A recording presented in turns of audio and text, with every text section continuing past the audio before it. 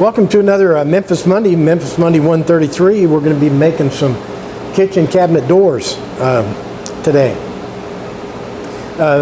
In Memphis Monday 120, we made 6 kitchen cabinet doors for a friend of mine, and they liked them real well, and they asked me to make 14 new ones. They want me just to go ahead and make them for the entire kitchen. So that's a kind of a flattering deal right there, huh? So, but we're not going to get anything done. We're not going to stroke our egos at all unless we do what? That's right. We need to get excited and get to work. Here's our prototype. It's got a beadboard here in the center. The outer frame is 3 1/8 inch wide, and they got these miter joints right here. Let's look on the inside of the door. On the inside of the door, we'll see the beadboard sitting inside that miters. It gives a flat surface across here. There's our 45-degree miters with pocket screws holding those two edges together. Here's our stock for our part of the stock. There's our beadboard. This is beadboard that was left over from Memphis Monday 120, and this is a full sheet right here. And this is a stock for our frame. This is called lap siding. It has a rabbet already milled in the side of it, and there's another one on the other side. So all I have to do is cut the frame to width. And I have my saw set for 3 1/8, and I'll be making sure I make my cut from the rabbet side of the wood.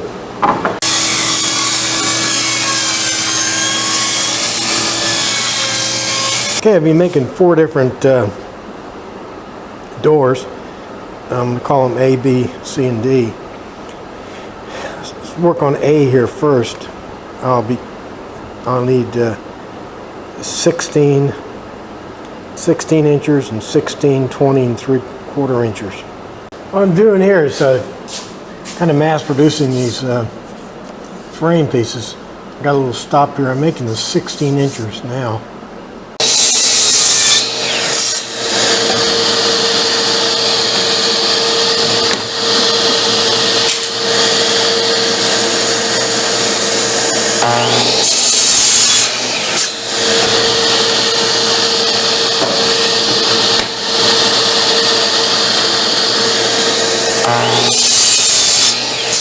Now, in terms of organization, you see these are my A doors over here. My B doors over here, you can see I have some remnants from my 16-inch cuts, but those will go for my 13 3/4 over there. So this is my B over here. My D's will be here and my C's will be here. I got the frames all cut out. There's the A doors over there. There's a pile for the B doors and the C doors and the D doors. Let's go look at the prototype. Next thing we have to do is put these pocket holes into the frame.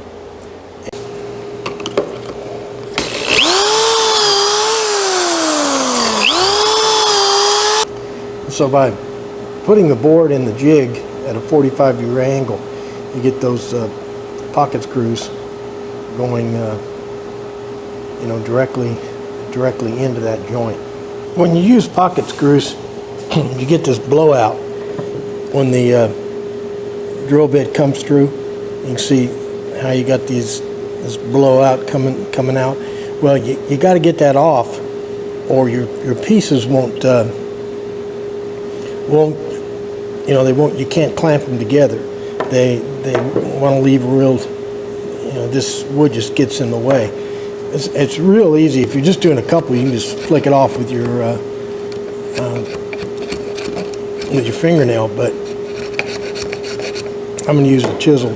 Just knock that blow by off so you'll have a good surface. careful. Don't put these in too tight. Remember, you're not getting much strength out of this joint anyway. The whole purpose of these pocket screws is to just hold this this joint together. See, this has to be flat and flush across here. Craig makes these clamps specifically designed for this job. Now, you don't have to use these clamps. You can use any clamps, or you don't have to use any clamps. But getting this flush across here can be a pain in the butt. Okay, nice and easy.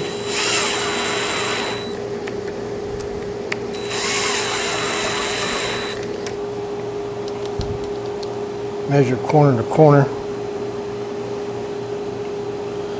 52 1/8.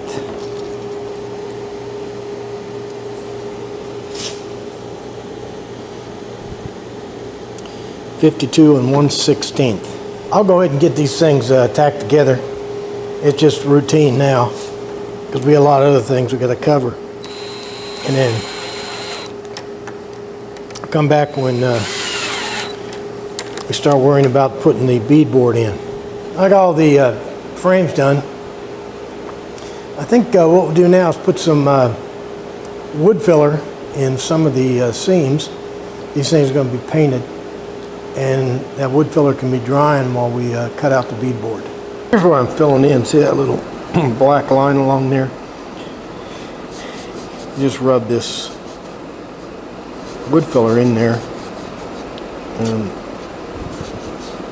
fill that little black line in. Of course, some of them have real gaps. Look at there. The next thing I got to do is ease this inside edge all the way around. And I've got to do that before I put the beadboard in. The router bits come in lots of different sizes. They come bigger than this too.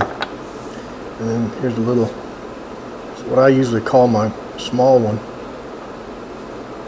Then I have this real tiny one here.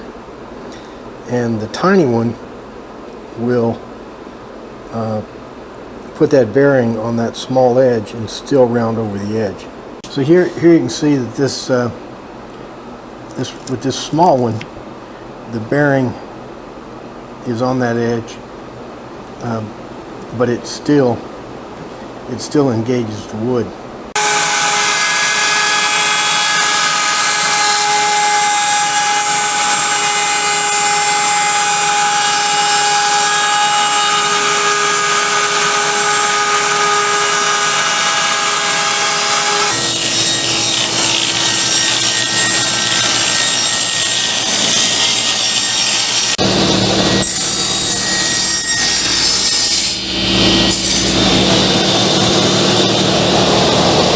Kind of check and see if these panels are going to fit.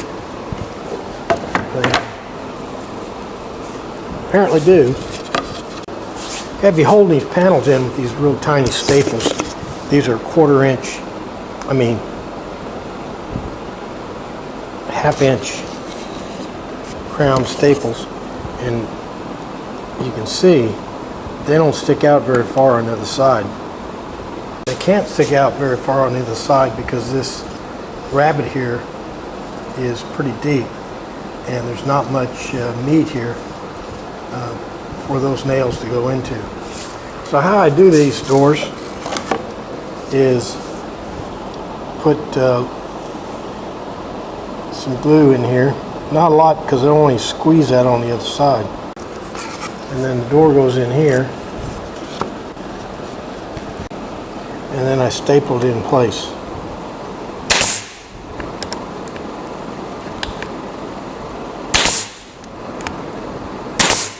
And then this is kind of what our door is going to look like.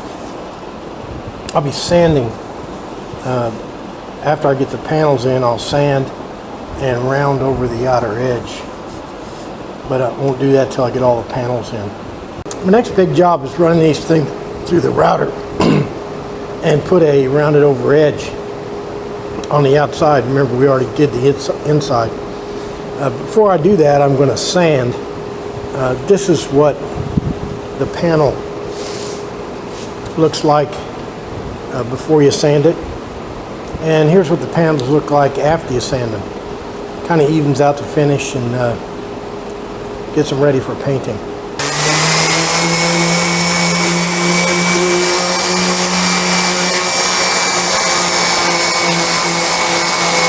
This whole sanding process only takes about 2 minutes per panel, so I should be able to do the whole lot in half an hour or so.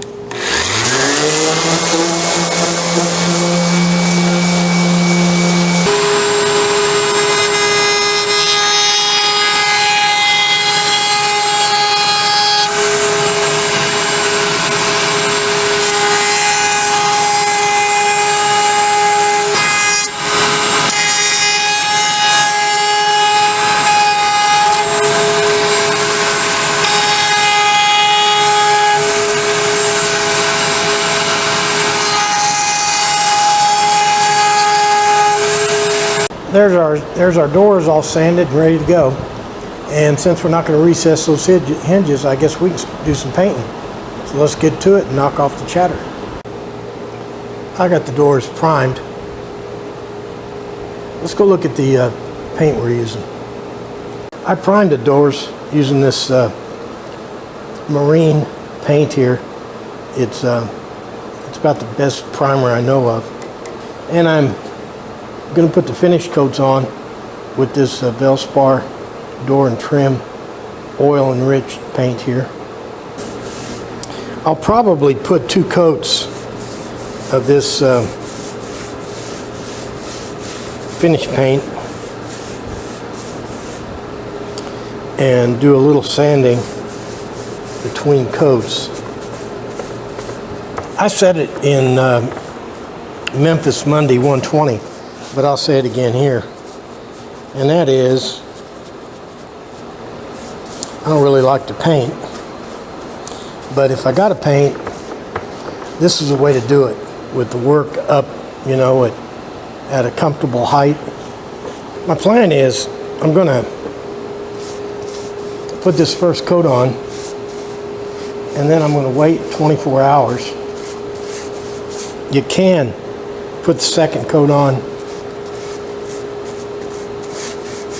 you know, in a couple hours, but I want to give this time to cure, because in 24 hours I'm going to sand these, lightly sand these with fine sandpaper. I waited 24 hours, and the reason I did is because I wanted to sand these. I wanted to sand these before I put the second coat on. If you take the time to do that, the second coat will go on real smooth. And hopefully this will be the final coat. I don't have to wait 24 hours for this coat. So as soon as it's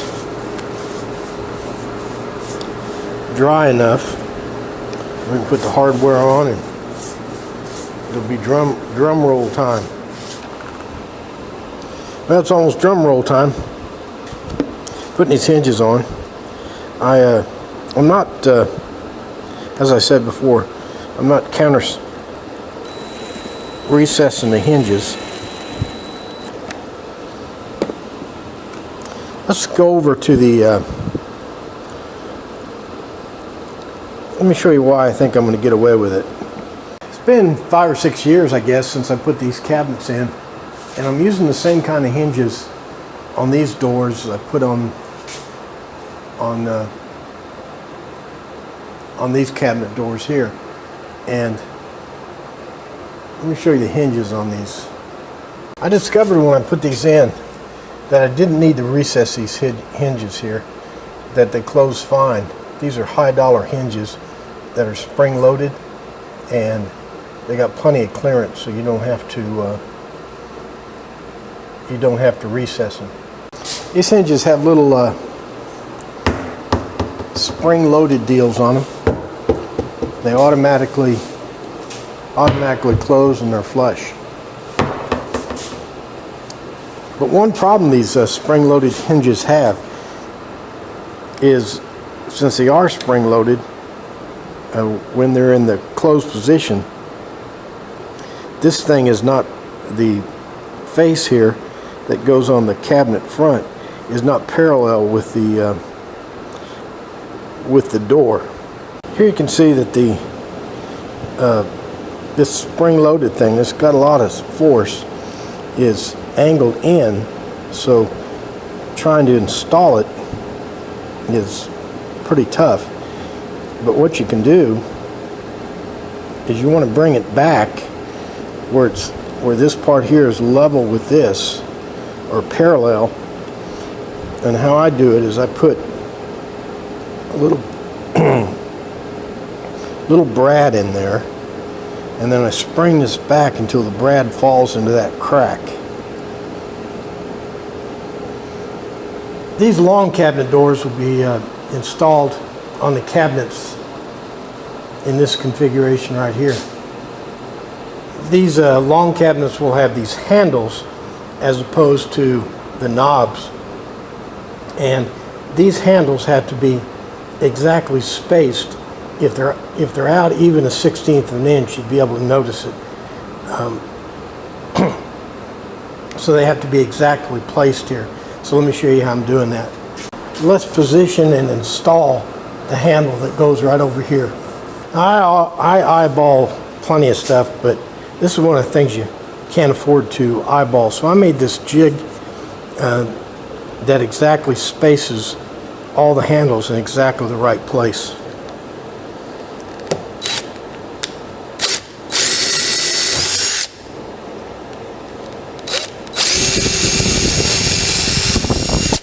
And the next thing is just to poke these screws up through there. I know you've done this 1,000 times.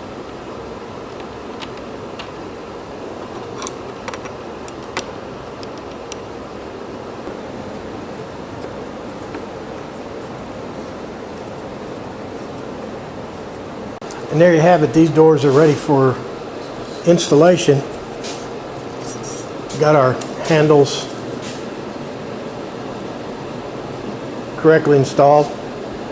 I put 3 hinges on these, on the big doors.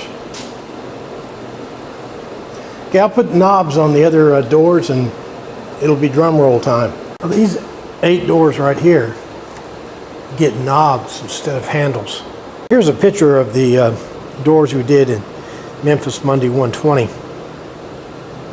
and kind of hard to see unless you're on a big screen TV, but there are the knobs, and I think these are the duplicates.